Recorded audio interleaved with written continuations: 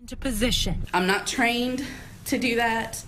It was just an instinct. I thought that if she got past Sergeant Carter, she would see that truck and she would stop. The driver of the speeding car, Kristen Watts, continued on.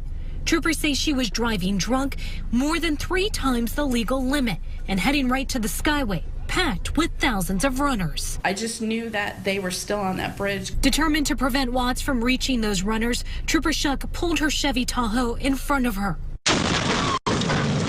stopping what could have turned into a tragedy. I've done this for 26 years and I've never been in this position. I've never been in this position where I've had to put myself for somebody else. And every day since it's happened, I've thought about it. You know, you go through the what ifs. But I was the last officer. I knew that. I knew it was me. So if it wasn't me to get her to stop, then who? I was sworn to protect, and that's what I felt I did.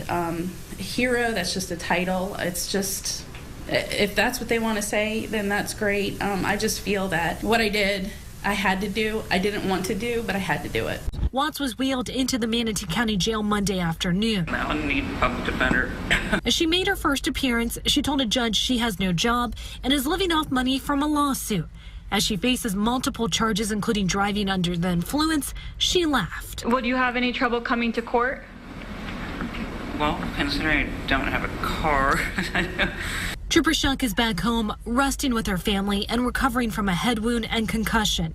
With 26 years as a trooper, her instincts went above the call.